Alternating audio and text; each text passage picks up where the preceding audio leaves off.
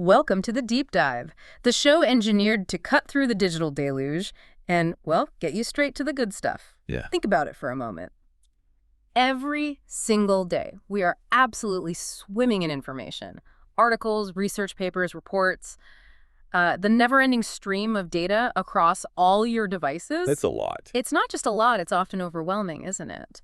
The real challenge isn't merely accessing information, but quickly grasping what truly matters, to feel genuinely well-informed without drowning in data. Exactly.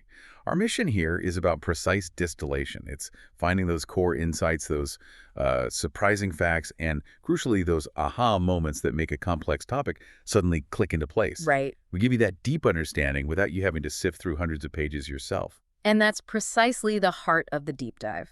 We take a stack of sources, in your case, a truly fascinating and foundational research paper, and we act as your expert guides. We're here to help you quickly understand the most important nuggets, the crucial implications, and, well, give you a shortcut to being deeply informed, all while hopefully keeping you hooked. Consider us your personal research assistants, maybe. Sifting through the density to highlight what's critical, connect the dots, and show you why it all actually matters. Today, we're plunging into a world that's both invisible and, let's face it, indispensable: wireless communication. Right. Specifically, we're going to explore the cutting-edge ways our devices try to intelligently share a truly limited and precious natural resource. We're talking about the electromagnetic radio spectrum. Exactly. It's the silent highway of modern life, the invisible medium carrying everything from your phone calls and Wi-Fi to GPS and emergency services. And just like any highway, this invisible one is getting incredibly crowded. Seriously crowded. It has its gridlocks, its seemingly empty stretches, and unfortunately its share of, well, bad actors trying to cause trouble. Yeah. Understanding how we manage this vital resource is, it's paramount for our connected future. Our guide for today's intricate exploration is a comprehensive and highly impactful paper titled Single Decision Reporting for Cooperative Spectrum Sensing Under Erroneous Feedback Channels with Byzantine Attack. Phew. Quite a title. I know, that's quite a mouthful, but trust me, this dense yet incredibly insightful piece of research by Ankit Chauhan, Kamal Kaptan, Ashok Parmar, and Rahul Kumar, published in Physical Communication back in 2022, it's a goldmine. Definitely. It sheds critical light on significant vulnerabilities in modern wireless networks and, most importantly, proposes an elegant, robust solution to protect them. And it's a work that doesn't shy away from real-world imperfections or, the dark side of deliberate malicious intent. No, it doesn't. It tackles both head-on, which is essential if you want to build truly resilient communication systems. So our mission for you by the end of this deep dive is crystal clear. You'll not only understand the sophisticated ways our devices attempt to be good, efficient neighbors in the spectrum, but also the cunning and dangerous ways they can be attacked. And finally, you'll discover a clever new strategy proposed by these researchers to protect them from both accidental errors and deliberate malice. It's a powerful story, really. Innovation in the face of some very real challenges. Okay, let's unpack this. First up, let's talk about the spectrum squeeze. Why cognitive radio is a big deal. Okay. The fundamental problem here is pretty straightforward, and it's one you experience every day, probably without even thinking about it. The demand for radio spectrum has been increasing at an absolutely insane pace over the last few years. It's exploding, really. Every new wireless service you use, every app you download, every high-def video you stream on your phone, it all requires high data rates. And that means it needs a piece of this valuable radio spectrum. Exactly. It's a classic supply and demand challenge, isn't it? Yeah. Imagine everyone suddenly bought a car, and they all want to drive on the same few limited roads all at the same time. Good analogy. The electromagnetic radio spectrum is this finite, phenomenal natural resource. Its use is carefully licensed by government agencies, like the FCC here in the U.S. Right, the FCC. They allocate specific frequency bands for specific purposes. Think of them as like dedicated lanes on the highway. And here's the kicker, the core inefficiency that makes this problem so pressing. Studies have consistently shown that this incredibly valuable resource isn't being used anywhere near as efficiently as it could be. Not even close. Some frequencies, some of those licensed lanes, are absolutely gridlocked, heavily utilized, bumper-to-bumper traffic. While right next to them, other lanes are only partially used, and surprisingly, many are largely unoccupied, just sitting empty. To extend your highway analogy, imagine that busy highway where some lanes are completely gridlocked, totally choked, Yeah. while right next to them, other lanes are completely empty, just sitting there. This isn't just an observation, it's a critical problem. Right. This extreme underutilization means we're leaving massive amounts of valuable bandwidth on the table, even as demand skyrockets. It's an economic and technological inefficiency that, well, it stifles innovation. Exactly. And these unoccupied or underutilized frequencies, those tantalizingly empty lanes on the digital highway, are precisely what the paper refers to as spectrum holes. Spectrum holes, okay. This is where a truly innovative and intelligent technology steps in to fill that void. It's called cognitive radio, or CR. Cognitive radio, it's an absolute game changer because it introduces this concept of dynamic access. Dynamic access, yeah. It authorizes unlicensed users, we call them secondary users or SUs, to intelligently access the spectrum that's officially licensed to primary users or PUs. Okay, PUs and SUs. But here's the crucial caveat. SUs can only use this spectrum when it's not being utilized by the primary user. It's about dynamic, on-demand, opportunistic sharing. So why does this matter? What's the real-world impact? Well, this dynamic, intelligent access is absolutely crucial for optimizing our existing spectrum use and meeting that ever-growing, insatiable demand for wireless services. Right. Think about it. Instead of constantly trying to build entirely new, incredibly expensive infrastructure, or desperately trying to find new, unused frequency bands, which are rapidly disappearing, Good luck finding those. cognitive radio allows us to make far more efficient use of what we already have. It's a smart reuse strategy. It fundamentally transforms a static, often inefficient spectrum allocation model into something dynamic, adaptive, and highly flexible. Which we need. This is not just a nice-to-have. It's vital for the evolution of future wireless networks, especially as we move deeper into 5G, 6G, and beyond. Right, where flexibility and efficiency are key. Absolutely. Flexibility, ultra-low latency, extreme efficiency are paramount. Without technologies like CR, we would quickly hit a hard wall in terms of available bandwidth and supporting the billions of connected devices for the Internet of Things. Billions, yeah.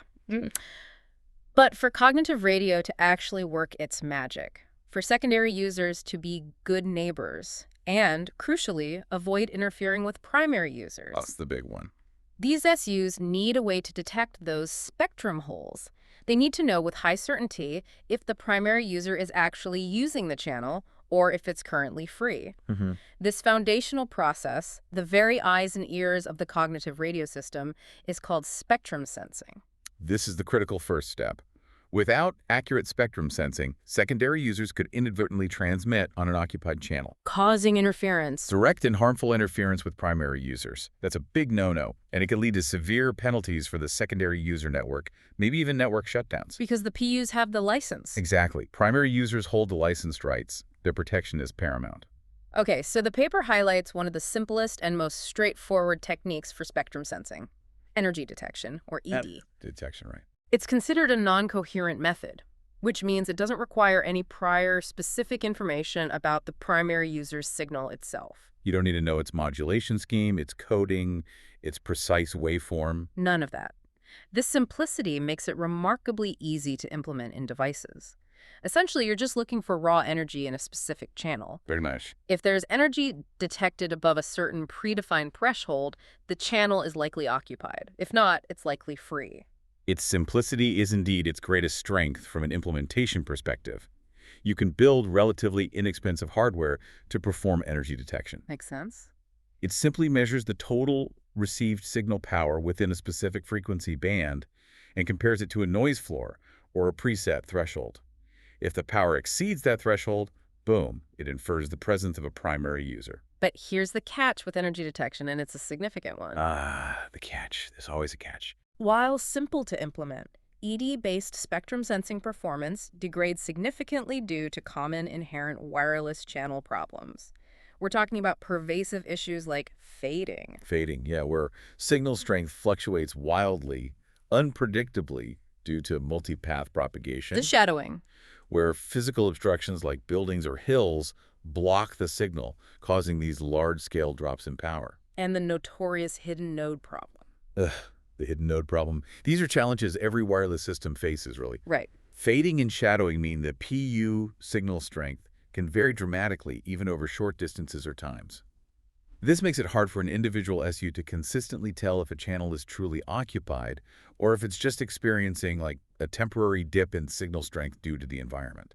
So it could be occupied, but you just can't hear it well right now? Exactly. And the hidden node problem is particularly insidious because it's a blind spot.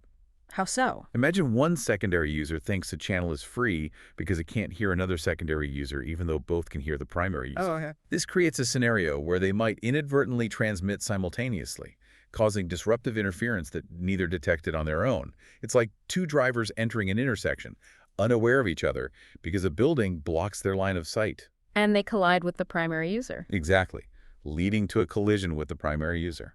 So, given these fundamental roadblocks, fading, shadowing, hidden nodes, does that mean relying on a single device to sense the spectrum is simply, well, a non-starter for complex, reliable systems? It certainly seems that way. Because it sounds like individual sensing, using something as simple as ED, just isn't enough for robust, interference-free spectrum sharing. We clearly need something more sophisticated. Precisely. The inherent limitations of individual sensing led researchers to explore more collaborative, distributed approaches. If one pair of eyes isn't enough, perhaps a collective can provide a clearer picture.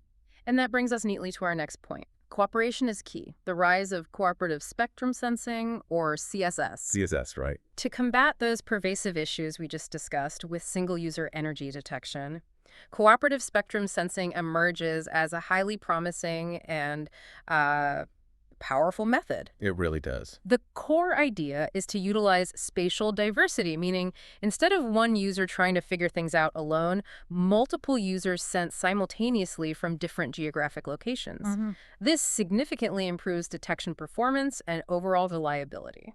Spatial diversity is indeed the secret sauce here.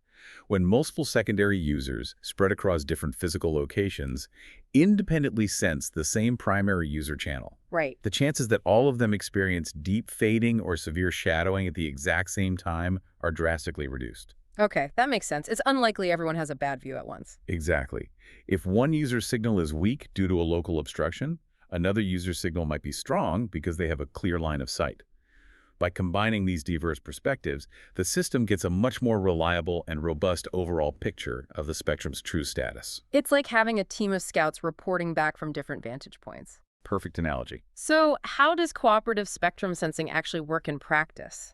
In a typical cognitive radio network, you have multiple cooperative secondary users, CSUs. Right, the CSUs. Each CSU first independently senses the primary user signal. For example, using energy detection, if a CSU's received PU signal energy is above a certain threshold, let's call it lambda, Line, and okay. it determines the channel is occupied, which we call hypothesis H1, and then reports a 1 to a central entity. H1 means occupied, report 1. Got it. Conversely, if the energy is below that threshold, it declares the channel free, hypothesis 80, and reports 0. 80 free, report 0. This localized sensing is the initial critical step. Each CSU is essentially casting its own independent vote on the channel's status. But as we know, individual votes can be unreliable due to channel conditions. Right. The real power of CSS comes next, with the aggregation of these votes at a central point. Right. In the centralized CSS approach, all these individual CSUs send their sensing results, those E's and ones, their votes, to a central fusion center, or FC. The fusion center. Okay. The fusion center then collects all these individual decisions and, based on a specific rule, makes a global decision on the channel's true status. Think of it as a central command post, receiving and compiling reports from its field agents. Exactly. To form a comprehensive battle plan, or in this case, a spectrum usage plan.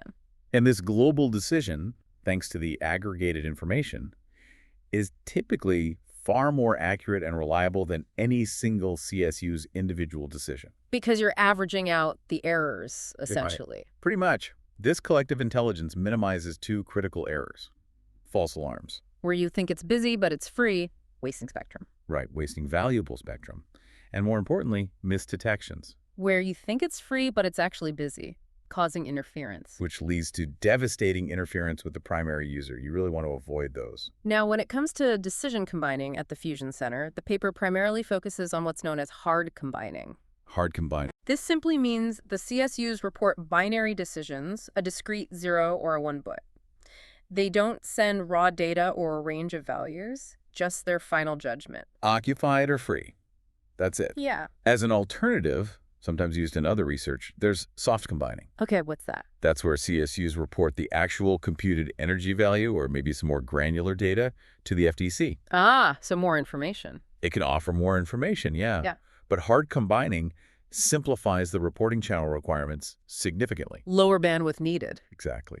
Yeah. Which makes it more practical for many real-world scenarios. And a common decision rule at the Fusion Center, especially with hard combining, is the K out of M rule. K to M sounds statistical. It's pretty intuitive and robust. If at least K number of CSUs out of a total of M CSUs report the channel as occupied, meaning they report 1, Okay. then the Fusion Center makes the global decision to declare the channel occupied. So if you have M equals 10 CSUs and K is, say, 6. Then if 6 or more report a 1, the FC says occupied. Got it. And this K value offers flexibility, right? Exactly. A high K means more agreement is needed. That reduces false alarms, but might increase misdetections. And a low K. Less agreement needed might risk more false alarms, but reduces the dangerous misdetections. So it's a trade-off. Network operators can tune the system's sensitivity based on their priorities. Right. Do they prioritize protecting PUs above all else, low misdetection, or maximizing SU throughput, low false alarm? It's a versatile mechanism. So cooperative spectrum sensing sounds like a fantastic solution, a real silver bullet for spectrum efficiency and reliability, right? Seems like we solved it. It definitely sounds good on paper, Yeah. and it is a big improvement. Oh. But, as with any clever solution, the real world often throws a wrench in the gears. Ah, there it is. And in the complex, often chaotic landscape of wireless communication, those wrenches come in two insidious forms, which can fundamentally undermine even the best laid plans. This is where the plot really thickens. Let's delve into the unseen threats, errors and attacks in CSS. Because, as we just hinted, even this elegant solution of CSS has its profound vulnerabilities. Vulnerabilities often overlooked in purely theoretical discussions. Exactly. The theoretical advantages, while significant, often assume this perfect, pristine environment. Which rarely exists. Practical deployment introduces significant, sometimes dangerous challenges. Our first challenge is what the paper calls erroneous feedback channels, or, the unreliable messenger problem. The unreliable messenger, I like that. Much of the existing literature on CSS conveniently assumes what they call perfect reporting channels. Meaning the using ones get from the CSU to the Fusion Center perfectly every time. Exactly. No errors whatsoever. An ideal scenario. A perfect, noise-free link. But the harsh truth. The harsh truth is that in practical, real-world scenarios, these reporting channels, the links carrying those crucial Cs and 1s, are also wireless. And guess what? Totally be guess. They suffer from the same problems. Precisely. They are just as susceptible to fading, shadowing, and the hidden node problem. They're not magically immune just because they're carrying decision data. So this leads directly to erroneous feedback channels, where the reported decision can actually get corrupted on its journey. That 1 indicating occupied might accidentally get flipped to a 0 indicating free, or vice versa. On its way to the Fusion Center. Yeah, it's like playing a critical game of telephone where the message keeps getting distorted by static. Making the final interpretation potentially wildly inaccurate. The paper models this inherent unreliability with a binary symmetric channel model, a BSC model. BSC, okay. A standard way to model noisy links. Which includes a specific probability of error, P. This P represents the chance that a reported 1 might be received as a 0, and vice versa. So P is just the probability of a bit flip on that reporting channel. Right, and the impact of this P. Well, this erroneous feedback significantly degrades the performance of traditional CSS. That global decision becomes unreliable. If your field agents are sending back corrupted reports, the commander at the FC can't trust the intelligence. Leading to bad decisions about spectrum usage. You could end up trying to use a channel that's actually occupied, or missing out on a free one. Either way, it's bad. This is a fundamental flaw if not addressed. The very mechanism designed to improve sensing accuracy cooperation gets compromised by the inherent unreliability of wireless itself. It's a classic case of the solution having its own vulnerability. Okay, that's challenge 1, the unreliable messenger. Challenge 2 is arguably more insidious, more dangerous. Oh, the deliberate stuff. The Byzantine attack, which is essentially the malicious insider product. Byzantine attack, or spectrum sensing data falsification. SSDF. Right, SSDF. This is a critical threat where malicious users MUs, the bad guys. intentionally report false or misleading information to the fusion center in a calculated attempt to mislead the global decision and sabotage the network. And cognitive radio networks are particularly vulnerable to this. Why is that? Because of their open, decentralized, wireless nature. Unlike a wired network where you might have strict control over who joins, CRNs are often designed for flexible, dynamic participation. Which can be exploited by attackers. Exactly. The attacker's main aim isn't just random disruption, it's to strategically deteriorate the CRN's performance. Compromising integrity, confidentiality, access control. They want to cause chaos and deny service to legitimate users. And the attacker's goal here isn't always to just mess things up randomly. They adapt their strategy, right? Yeah, they can be quite cunning. The paper details a couple of key specific types of Byzantine attacks. Okay, what are they? First is a false alarm attack, or FAL. False alarm attack. In this scenario, a malicious user detects the primary user channel as free. It's completely clear, but then maliciously reports a 1, saying it's occupied, to the FUC. So they lie and say it's busy when it's not. Why? The insidious impact here is that this prevents legitimate secondary users from utilizing a perfectly free channel. Ah, so it reduces efficiency for everyone else. Exactly. It's like a malicious person falsely reporting a highway lane as closed when it's perfectly clear. It reduces overall spectrum efficiency and availability. Wasted opportunity. Okay, that's the false alarm attack. What's the second type? The second type is perhaps even more dangerous, posing a direct threat to primary users. A misdetection attack, or PB. Misdetection attack. Sounds worse. It is. Huh? Here, a malicious user detects the primary user channel as occupied. It's actually in active use by the licensed PU. Right? But then maliciously reports a 0, falsely claiming it's free, to the fusion center. Oh, wow. So they lie and say it's free when the primary user is actually using it? Precisely. This is truly perilous because it causes direct harmful interference between a secondary user who's been misled into transmitting Because they think the channel is free? and the primary user who has priority and the license. Imagine a car veering into an occupied lane, causing a direct collision. That could disrupt critical services. Absolutely.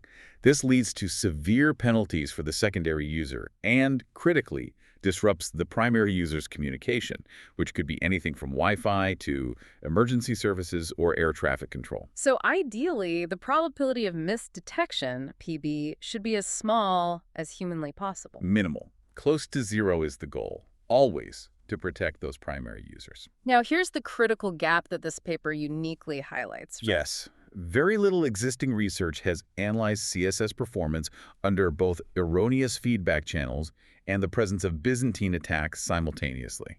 Most studies look at one or the other, or assume a perfect world. Exactly. This combined threat creates a much more realistic and consequently a much more challenging scenario. Because the errors and the attacks compound each other. Right. If you're designing a defense against one problem, but another is compounding it, your solution might not hold up in the real world. It's defending against a dual assault. So what's the upshot of all this? It means that traditional cooperative spectrum sensing, while a necessary step up from individual sensing, is still highly vulnerable. It can be crippled by real-world channel imperfections and, even worse, by deliberate malicious intent from bad actors. It clearly needs a robust, intelligent upgrade to be truly viable in the wild. We need a system designed not just to detect problems, but to infer the truth and maintain integrity, even when signals are corrupted or distorted. That's the ultimate challenge. And that brings us to the deep dive solution, the single decision reporting, SDR, algorithm. SDR. This is where the paper truly shines.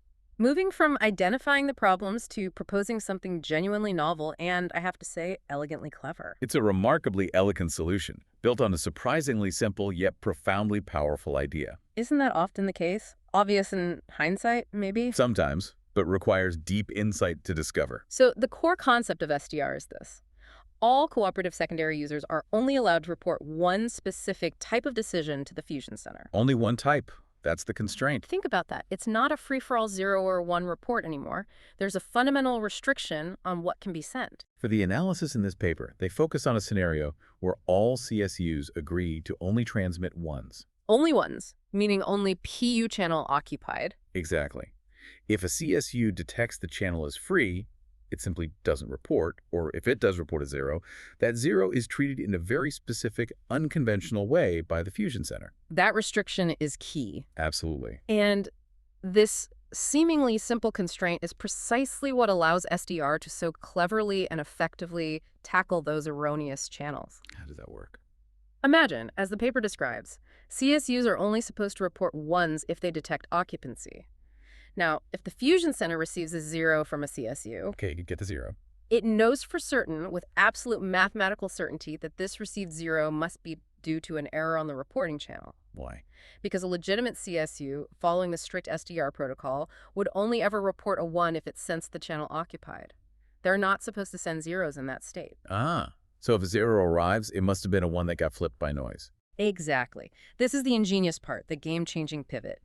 The Fusion Center then flips the received 0 back to a 1. It corrects the error based on the protocol rule. This isn't a guess. It's a logical inference based on the rule. This mechanism completely eliminates the effect of erroneous feedback channels for the designated single decision type, the 1 report. The corruption is essentially undone on the receiving end, turning unreliable bits back into reliable ones for that specific occupied decision. And the result, when you look at the performance analysis, is truly remarkable. What do they find? The paper demonstrates through rigorous analysis that the performance of SDR under those noisy, erroneous feedback channels is identical to traditional CSS operating under perfect, idealized reporting channels. Wow.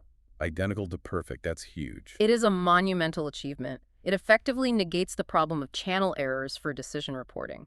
It's like turning a garbled, static-filled message back into a perfectly clear one just by understanding the rules. It engineers a perfectly reliable reporting channel for that critical occupied indication by assuming any deviation must be an error and proactively correcting it.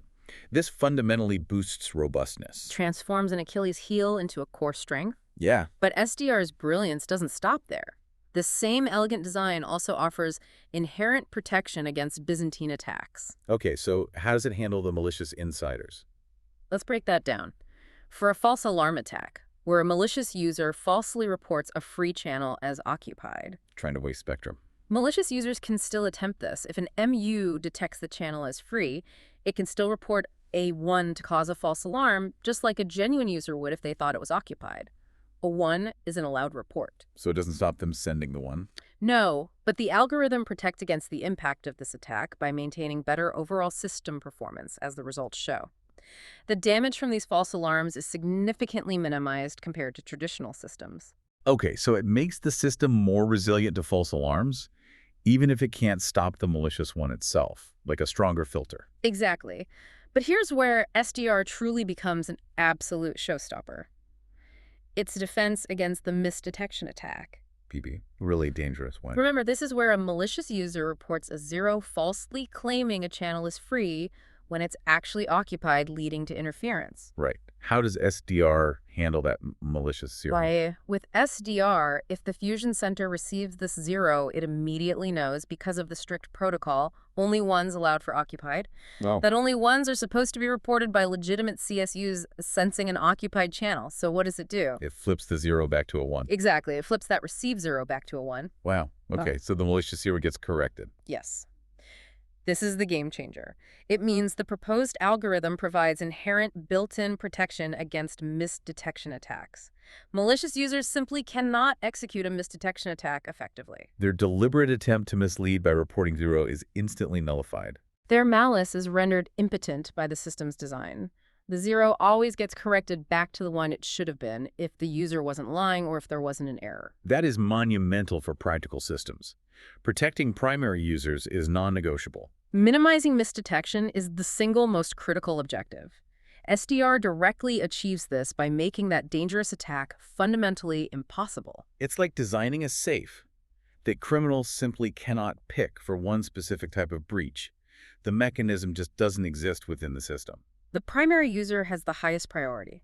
Any system that guarantees their protection from interference, especially intentional sabotage, is a significant advancement. Ensures the integrity of critical communications. What's also impressive is that the algorithm considers malfunctioning CSUs, users that unintentionally report wrong results due to bugs or glitches. Not malicious, just broken. Right. Even in this scenario, SDR still demonstrates superior performance compared to traditional CSS, so it's robust against both deliberate malice and accidental clumsiness. It's truly designed for a messy, real-world environment. Anticipates and counters various forms of error. And the Fusion Center still uses the familiar K out of M rule for its final decision, Okay. but it applies it after potentially flipping those received N rows back to ones based on the SDR protocol. So the decision logic is the same, but the inputs are cleaned up first. Exactly. The integrity of the inputs is dramatically enhanced. The underlying framework remains stable, but the quality and trustworthiness of the data flowing in are profoundly improved. Subtle, but powerful. So the profound implication: SDR turns a crippling weakness, unreliable channels, malicious intent into a strength by cleverly interpreting what a received zero implies under the single decision constraint. It's a brilliant example of system design overcoming significant obstacles through intelligent constraints, encoding knowledge of potential errors and malice directly into the system's operation. Creating a self-correcting, inherently robust architecture. Yeah. Now, let's move on to the hard data, proving the superiority, performance results. The proof is in the pudding, as they say. It's one thing to have a clever idea, but does it actually work under rigorous testing? Well, the authors extensively validated their theoretical analysis through Monte Carlo simulations, showed perfect, almost uncanny alignment between the two. Which is crucial. It means their math accurately predicts the behavior, gives strong confidence in the soundness. Like building a perfect miniature replica and seeing it perform exactly as the blueprints predicted. Okay, so what are the key performance highlights? Let's start with robustness to channel error probability. That P, the bit flip chance. Right. When P increases, traditional CSS performance just tanks, plummets dramatically, becomes unreliable fast. Not ST. Its performance degrades far, far less. It exhibits a truly significant boost. How significant? For instance, the paper notes had fixed false alarm and attack probabilities when P was 0.2 20% bit flips. Which is pretty bad. SDR's detection probability, QD, was an astounding 24.52% greater than traditional CSS. Wow, almost 25% better detection in that noisy environment. And it gets even better as the channel gets noisier. At a P of 0.3, a truly horrendous 30% error rate. Okay, that's awful. SDR's QD was an even more impressive 55.87% greater. Over 55% better. That's not a small improvement. That fundamentally changes how much channel error a system can tolerate. It means systems can operate effectively in far more challenging wireless conditions or use less power for reporting, extending battery life. These figures dramatically underscore how effectively SDR negates the impact of erroneous feedback channels, allows an imperfect channel to perform like a perfect one for decision reporting. It's a breakthrough for practical deployment. Next, the impact of false alarm attack, PEN.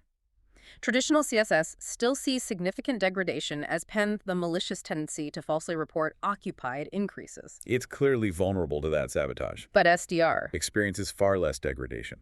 For example, with 10 users, 3 malicious specific parameters, when PEN increased from 0.1 to 0.3. Okay. QD for traditional CSS dropped about 11%. But for SDR, over the exact same malicious increase, the drop was a mere 4.2%. Less than half the degradation. That demonstrates its resilience. It means substantially more spectrum availability, even in hostile environments. Legitimate SUs aren't locked out of free channels as often. It absorbs the impact so much better, like a stronger shield. Translates directly into more efficient spectrum utilization, better service, potentially higher revenue for secondary access providers. And then we get to the absolute showstopper: neutralizing misdetection attacks. The big one. This is perhaps the most critical finding. Misdetection attacks, PB, are simply not possible with the proposed SDR algorithm. Not just reduced, not just mitigated, not possible. Exactly. It's a fundamental advantage, a paradigm shift. Complete inherent elimination of that dangerous attack vector. Primary users are fundamentally protected from interference caused by malicious secondary users, by design. Unprecedented level of security for licensed users. Imagine designing a fortress where one specific critical gate simply cannot be breached. That's what SDR achieves for misdetection. Removes a core vulnerability. Designing security in rather than bolting it on later. Immense implications for critical infrastructure, emergency communications, military applications. Let's also consider resilience to increasing malicious users. Traditional CSS detection probability visibly reduces as the number of MUs increases. More bad actors, worse performance. Sometimes dramatically worse. But SDR's detection probability remains almost identical, even with a rising number of malicious users. Why is that? Primarily because the misdetection attack, a major cause of degradation, is completely eliminated. Cut off the most dangerous attack, the system becomes far more robust overall. Makes sense. For instance, even with 50% malicious users in the CRN, half the users trying to sabotage you. That's a hostile environment. SDR's performance degraded by only 3.79% compared to traditional CSS's alarming 12.46% degradation. Huge difference. It scales far better, remains reliable in untrustworthy environments, suitable for open dynamic networks. Building in resilience to a significant percentage of malicious actors without a steep performance penalty is a hallmark of truly robust design. Suggests networks can operate effectively, even with known adversaries. The paper also looked at performance at low SNR, signal-to-noise ratio, how well it works when the PU signal is very weak, almost buried in noise. A challenging scenario. Even at very low SNR levels, SDR improves detection performance significantly. For example, at -15 dB SNR. Extremely noisy. Signal barely discernible. SDR's detection probability, QD, was 8.52% greater than traditional CSS. It works better even when signals are incredibly faint. Extending range or allowing lower power consumption, both good things. Finally, on combining rules. While the K out of M majority rule performs well and is the focus, There are other options. the authors note some nuances. SDR with an AND rule, KM Ost degree 1, How does that do? performs worst in this context. If just one user errs or is malicious, the decision fails. Not robust. Right, too strict. However, an OUR rule, K1, at least one must report one, The most lenient. can perform equivalently or slightly better than majority rule in regions of low false alarm probability, especially for smaller numbers of CSUs. So the choice of combining rule is a design parameter, allows optimization. But the core SBR advantages hold, especially for the common majority vote. Okay, stepping back, looking at the whole picture, this isn't just a minor tweak. No, it's fundamental. It's a fundamental shift in how robust spectrum sensing can be engineered, moving from reactive mitigation to proactive design where certain attacks are rendered ineffective. It's about building foundational security and reliability in from the ground up. A proactive approach offers far greater trustworthiness. So as we wrap up this deep dive, let's quickly recap the journey. Okay. We started with the spectrum squeeze, the increasing demand, and how cognitive radio intelligently shares this vital resource. Trying to optimize use. Then we explored the inherent vulnerabilities of even cooperative sensing CSS. Those erroneous feedback channels, the unreliable messengers, And the cunning Byzantine attacks, especially the dangerous misdetection attack, PB. where malicious users try to cause direct interference with primary users. These challenges highlighted a gap. Existing solutions were vulnerable to real-world imperfections and sabotage. If not accounted for in the core design. The solution proposed, single decision reporting, SDR, emerges as a sophisticated, highly effective answer. It changes the game by eliminating the impact of reporting channel errors. Makes imperfect channels behave like perfect ones for decision reporting. By intelligently interpreting what a corrupted signal must mean under the SDR rules. Creates a guaranteed high-integrity pathway for that critical occupied signal. Doesn't fight the noise, designs around it. And the breakthrough. Most importantly, SDR inherently protects against misdetection attacks. It makes that critical vulnerability impossible to exploit effectively. It also shows significant resilience against false alarms, malfunctioning users, and performs robustly at low SNR. A comprehensive, elegant solution. Masterfully addresses both accidental errors and deliberate malice in the same framework. Preventing the attack is more powerful than just detecting it, a significant leap forward. So what does this all mean for us, for our connected future? This deep dive illustrates a powerful concept. By introducing intelligent constraints and clever interpretations, we can build profound resilience against errors and malice. It's not just about detection, it's about designing systems that make threats impossible or ineffective from the outset. It's a shift from detect and react to design for resilience. Sometimes the smartest solutions come from rethinking basic assumptions. Yeah. You've just taken a shortcut to understanding a cutting-edge aspect of wireless communication, learning the challenges, and a remarkably clever way to overcome them. Hopefully you had that aha moment. And that's what the deep dive is all about. Now, for a final provocative thought to leave you with. Okay. As our connected world becomes even more intertwined, billions of devices communicating constantly, How absolutely crucial will these built-in resilience mechanisms like SDR become? Extremely crucial, I'd say. If we can guarantee message integrity, even when parts are corrupted or falsified, where else could this principle apply? Think about it. Inferring truth from constrained or corrupted signals. How could that apply elsewhere? Financial transactions, blockchain. Autonomous vehicle command and control. Smart grids. Anywhere, data integrity and trust are paramount. The ability to guarantee a core truth, to extract certainty even from uncertainty, error, or malice, that's truly powerful, isn't it? It suggests a future where our digital infrastructure is not just fast, but inherently trustworthy. Thanks for joining us for the deep dive. We hope you feel a little more well-informed.